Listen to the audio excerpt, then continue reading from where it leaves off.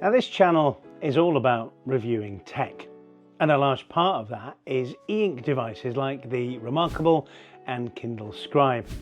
I make no apologies about that. These reviews have helped build this channel, and e-ink is only getting more interesting as the technology finds its way into more places. But one of the most common comments I get, usually from people stumbling into one of my e-ink videos, is just use a tablet. As if that one sentence is enough to make every e-ink user ditch their remarkable, their books or their scribe and replace it with an iPad or a Galaxy Tab. So I'm making this video for that person, because it doesn't work like that. These devices serve different purposes and offer different workflows.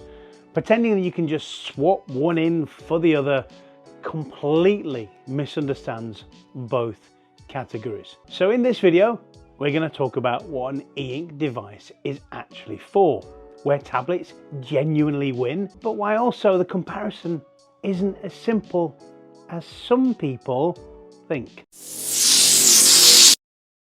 Hey friends, Mark from the Spark here, and welcome back to my latest rant. Let's start with this question. What is e-ink actually for? Well, the whole point of e-ink is simple. Focus. It isn't trying to replace your iPad, and I'll use iPad as shorthand for all LCD and OLED tablets.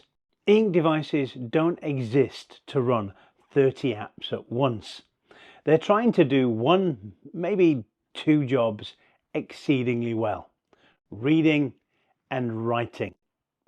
With e-ink, there's no glare. It's closer to paper, and your eyes stay comfortable for longer. And the battery goes on for days and generally weeks. Depending on how you use it, you can happily forget where the charger is. It's quiet tech. It's purposeful tech. And in a world full of pop-ups, pings and red notification bubbles, that simplicity has real value. So where do tablets win? And let's be honest, tablets are brilliant. Your iPad Pro, your Galaxy Tab, whatever you've got, they're fast, colourful, capable, and most can run every app under the sun. They can handle video, editing, drawing, Netflix, email, spreadsheet, games, the lot. And if you need colour accuracy, fast response time, big app ecosystems, and you want heavy multitasking and processing power, then an iPad is the obvious choice. And I use my iPad Pro every day. I wrote the script for this video on it. I filmed this video on my iPhone and I edited it on that iPad. But here's the point that people keep missing. Being powerful doesn't automatically make a tablet the best choice for everything. So here's the problem with just get a tablet. See, that's where I get slightly fed up. Mark style fed up, not full internet rage fed up. When people say, mate, you might as well just get a tablet, well, it ignores an entire group of people who just want something calmer, lighter, quieter, and dedicated to reading or handwriting without distractions. It's like telling someone who bought a bicycle, why didn't you get a motorbike? It's faster. Well, yeah, that's the point. Different tool, different purpose. A pedal bike gets you fit, lets you enjoy the view.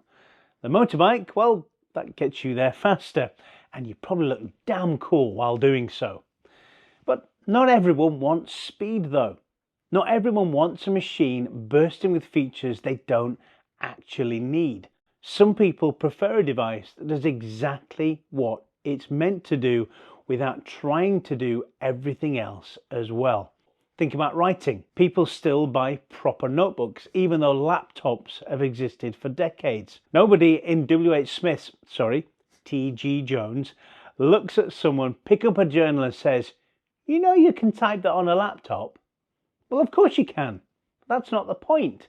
E-ink tablets and iPads fall into that same category difference. One isn't meant to replace the other. And here's why I think e-ink deserves to exist.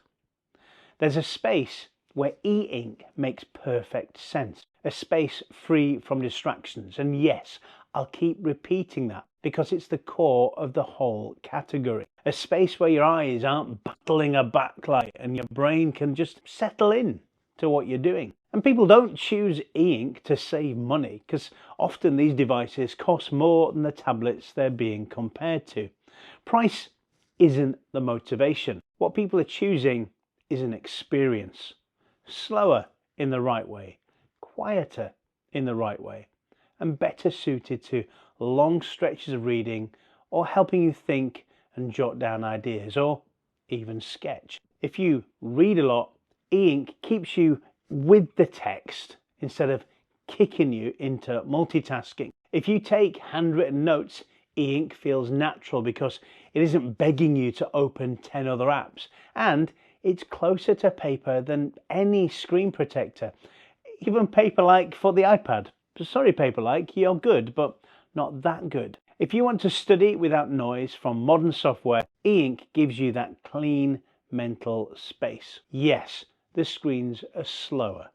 Yes, the colours are muted. And video, let's just be polite and say that it exists. My point in even mentioning these limitations is that those trade-offs only really matter if you're trying to make the device do work that it really wasn't designed to do. If your goal is to read or write and give time to think, well, these limitations then become strengths. With all that said, when should you pick a tablet instead? Now, I'm not here to force anyone into buying an e-ink device if it doesn't match their needs. If you want a fast stylus response, color accuracy, heavy PDF annotation, photo editing, drawing, or anything app heavy, then buy an iPad. Genuinely, it will serve you better. Pretending an e-ink device is secretly an iPad is just daft. But here's why both can coexist. Here's the part that the just buy a tablet crowd needs to hear. It's not a fight. They're not competitors. They're not trying to do the same job, although I admit there is some crossover. I regard them as complementary.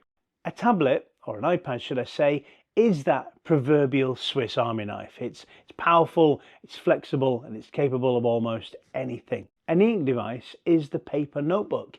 It's not flashy, it's not overloaded, but it's brilliant at a small number of tasks. The tool you reach for when you want simplicity over noise. And here's the bit that everyone overlooks. Most people who buy an e-ink device keep it.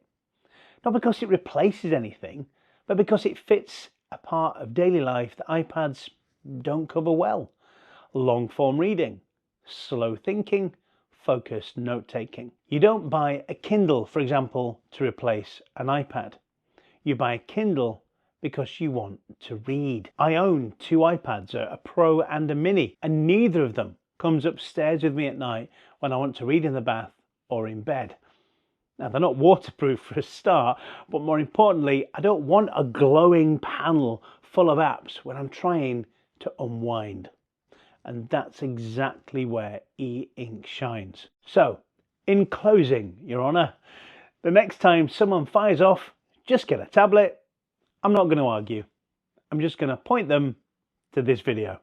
Hey, listen, if this video helped clear the fog a little bit, then please feel free to subscribe and share, like and hype.